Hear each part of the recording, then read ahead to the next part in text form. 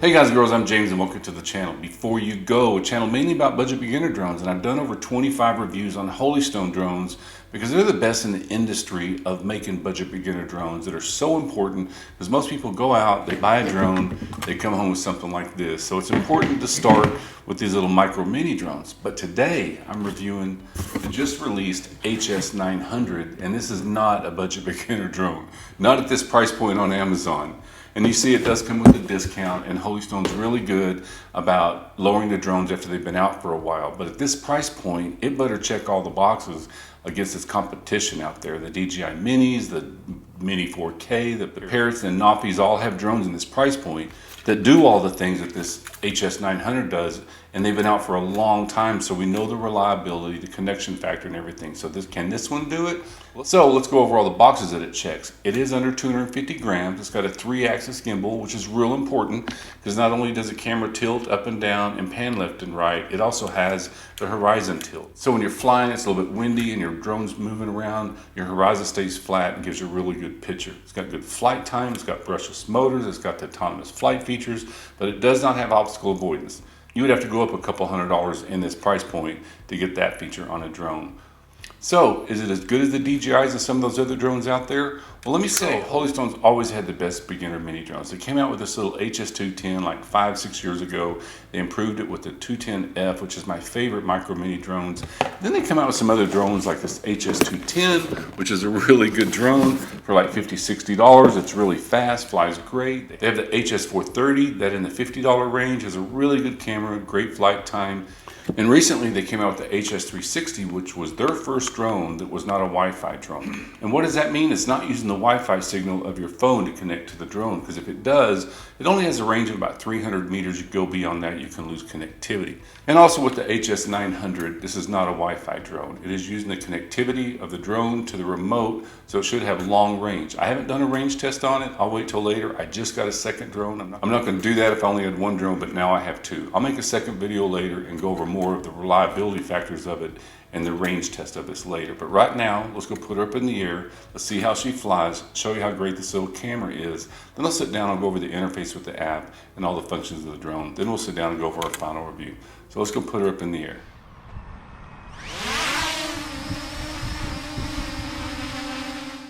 All right, first time you put any drone in the air, let it hover for a few minutes. Make sure the calibration on the compass is correct. All the satellites are hooked up to it. Sometimes the interface in the app will show it to you, but when you spun it around and got the gyros and the calibration on the compass set, it could be off a little bit. Whenever you get in your car and you take off and the GPS tells you to turn around because it didn't know which way the front and back of the car was, but you can't have that happen on a drone. That's why you need to calibrate the compass. Make sure that the drone will yaw left and right, kind of spin it around, start working with it. So right now I just noticed that I'm in beginner mode because as I'm trying to spin it, it's spinning very, very slowly. And it doesn't yaw very fast, it won't go very fast, it won't go very far away from you. But when I put it into sport mode, this is how fast it'll turn around, much faster. Especially when it's a little bit windy, you want to make sure and have it in the advanced mode. If you're a beginner, then leave it in beginner mode. But just realize it's going to turn really slow, so if you're headed towards something, it's not going to turn away from it very fast. And if you're a beginner, just keep it low and slow. And I lost my grass during the winter, so I just tilled it all up and put down new seed. It looks horrible. We had a horrible storm. So here you see I'm going higher with it. And one thing I noticed right off the bat is that I need to adjust the pan on the gimbal. What that means is when I'm turning the drone right and left, it's kind of jerky. You can set the camera that when it turns right and left, the gimbal actually turns really slow. And that way it'll give it more of a cinematic look instead of having it jerk back and forth like this. If you're a beginner, you want it like that because you want to see exactly what it's pointing to in the FPV feed. But when you're trying to get filming, you want that gimbal to move around really slow. And this is an advanced camera, so you can have all that settings in there. You'll just the more you play around with it, the more you'll understand how the camera's working. Because basically, that's what a drone is. It's a flying camera. This one does not have obstacle avoidance. So when you start, be real careful of your surroundings. Your return to home, make sure it's set higher than everything else around you. And just make sure that when you're flying it, you don't have the opportunity to run into something. So just be really careful in the beginning because this thing's really quick. Especially if you see that tree, man, it's really windy out. And this is what the FPV feed looks like with the interface with the app. FPV means first person view. So when you're flying it and you're getting comfortable and you want to look down at your phone, this is what you see. And starting on the bottom left-hand corner, you see the map. That kind of shows you where you're at. And as you go further away, there will be a straight line. So if you kind of lose sight of it, you can open the map and draw and fly it straight back to you by following the line. It gives you the height and the distance and the vertical speed and your horizontal speed. One thing too about the vertical speed, most drones, they come down really slow to keep from getting what's called prop wash, because if they drop really fast, they could lose control of the drone because of the way the angle of attack of the wind hits the props. But this one drops really fast. The lighter the drone, the easier it is for it to drop fast. So be real careful when you're coming down. This one will drop really fast. And going up from the bottom left, you see return to home. If you ever get in a panic situation, you can hit the button there, or it's also on the remote. Above that is the 4 little squares and circle. That's your flight features. And those include that the drone will follow you, it will circle you, and do other flight features. But as a beginner, I wouldn't do that, because once you hit it and that button and it starts on its mission, it's not going to stop. And it could run straight into something without obstacle avoidance. So get used to the drone first, and then as you get more advanced, you can start playing around with the flight features. I'm not going to go over them in this video. I just got a second one sent to me by Holystone. They do send me the drones. They don't pay me for the reviews, and they have no input on them. And going back to the feed, if you see I'm in sport mode, and then it says in-flight GPS in green, that will turn red if there's a problem. It tells you how much battery's left at 67%. What's cool is that 1531 shows you how much time is left, how many satellites you have, then the radio settings, and going down the right-hand side is your camera settings. You can switch between video and photo. And inside that red box, it tells you how long you've been playing your video, and at the bottom, it tells you how much time's left on your SD card. So this is on my iPad. The app automatically detects if you're flying it with the phone or some other type of device and adjusts to it automatically. It also takes updates, which is really nice to know in case there's something that changes on the drone, or they improve it as time comes on. As the drone's out for a while, they may find some problems with it, and they can update the firmware. It'll always tell you when you turn the drone on that there's a new update, and it does it automatically. It makes it really easy. And this FPV feed is in 1080p. When you take the SD card out of the drone and download it, it's in 4K or whatever you set the camera to. But even at 1080p, you can see how good this camera is.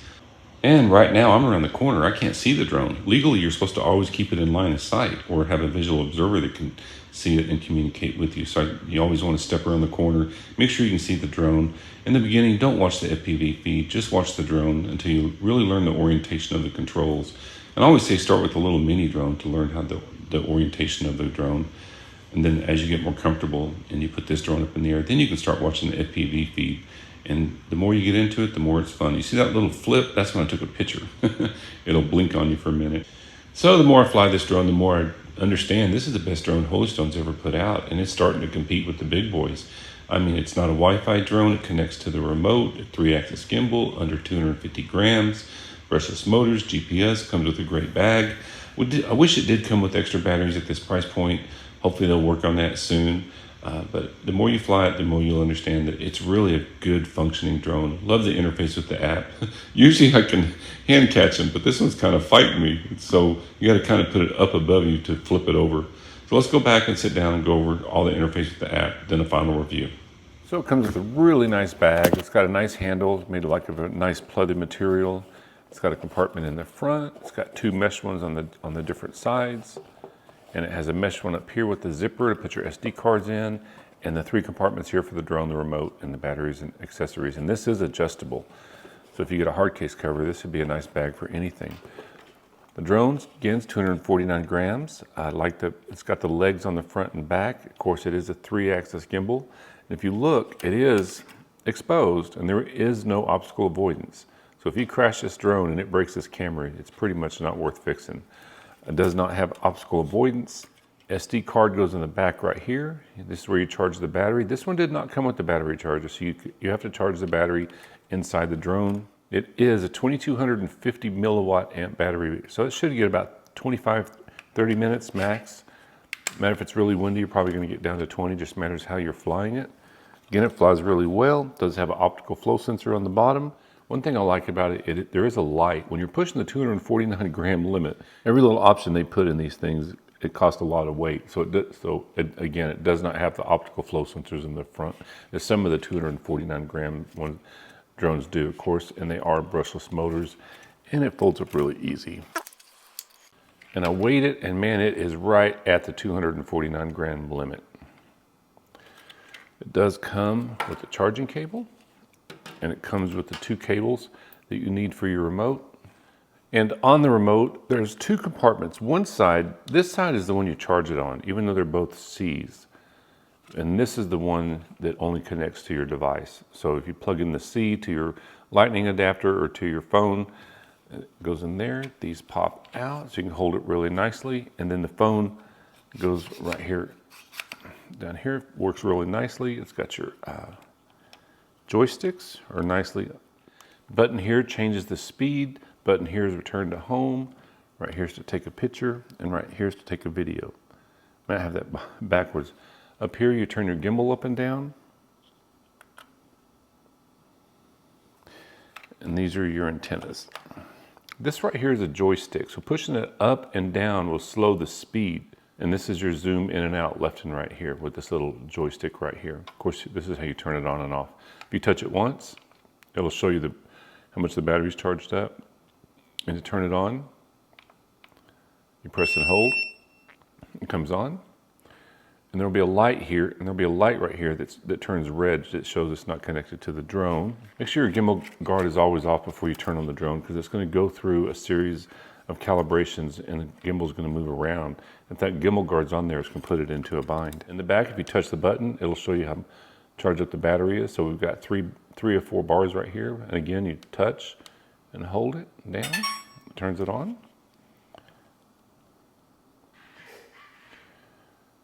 See the flashing light on the bottom will turn green when it's connected. And this red light will turn green. There it goes. Now it's connected.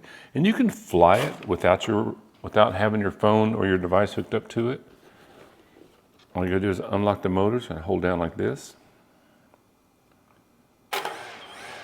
So if I pushed up right now, it would take off. You don't want to do that indoors. Turn it back off like that. She's ready to fly. I flew it with my phone, but let me hook it up to my iPad and show you how the app works. Just point your camera at the QR code. It'll take you to the website to download the app. And it is the Holy Stone Cyrus. Open it up. And of course, it's got an album here for the pictures and videos that you took. It has an academy that you can watch different videos. I really like this for your first flight and everything, return to home, smart control, and quick shots. Yep, when you go to register your drone, you need to enter your email, connect your device to the app, hit go fly.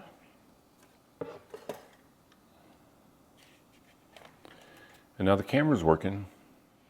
So inside the app, you see it says caution, no GPS. That's because we're indoors, and it'll still fly, but you want to wait till you get your GPS signals. It shows you how charged up the battery is, how many satellites you have, how it's connected. If you go to settings, but you can change how far it'll go away and your max altitude. So right now, if you look, it's not going to let me go higher than 120 meters because it's set on, let's see, about safety, control, go to Imperial. So you can change joystick mode. You always want to stay in mode 2 unless you're in the UK. You can tune how fast you want the gimbal to move. And there's another button back here on the back of the remote, and you can set a custom. You can have it do all these different cruise control, recenter the gimbal, double press can do other things. Right here is one of the most important things. Set your return to home altitude higher than everything else that's around you.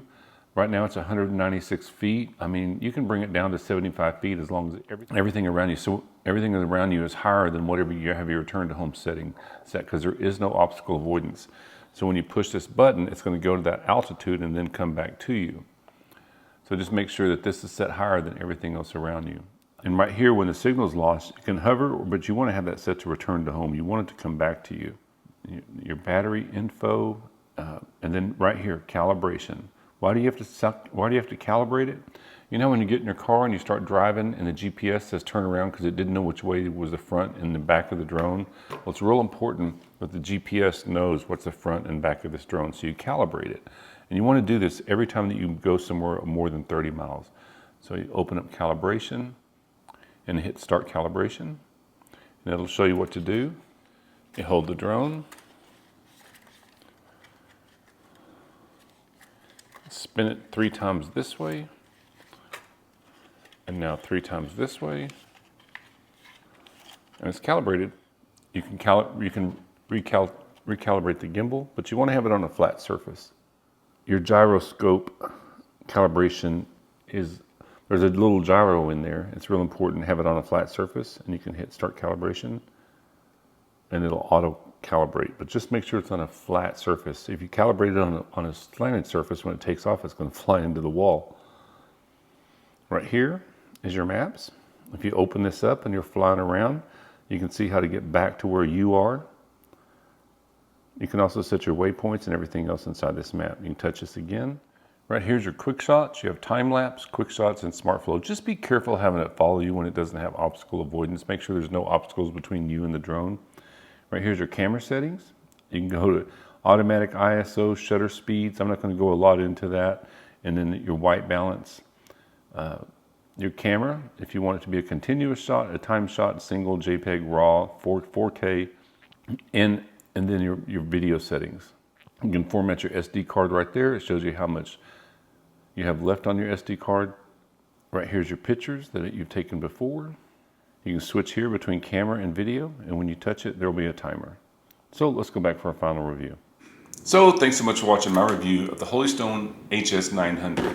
What do I think about this drone? I think it's a great little drone. I mean, the 3-axis gimbal works fantastic. It's got good flight time. I love the interface with the app. It's as good as anything out there. Some of those drones out there, you don't have a lot of confidence because you can't understand what's going on. And when you're trying to look down at your phone and see how the drone's performing, how far it is from you, the battery life, how many satellites you got and all that, but it's very easy to understand. The flight time was really good. I love the bag. I did wish it would come with another battery at this price point, but I got to give it to Holy Stone for stepping up in the ring with the big boys and putting out a drone that checks all these boxes at this price point. Hopefully it'll come down soon where it'll even be more competitive and it'll be more inviting to buy the Holy Stone over the ones that have been around for many years, putting out very high professional drones. But for the first attempt of coming out with a drone at this price point, they've done a really good job.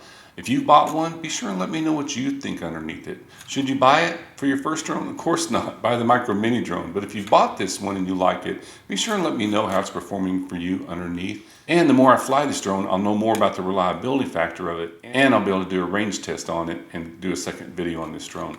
Really looking forward to seeing what Holy Stone has in the future, because so many people don't want to buy DJI because they're reading all the things on social media that says DJI is going to be banned because they're made in China. Well, guys, almost all drones are made in China. If they're from America, they probably cost way more and don't perform as well. So China definitely has the market on the drones right now.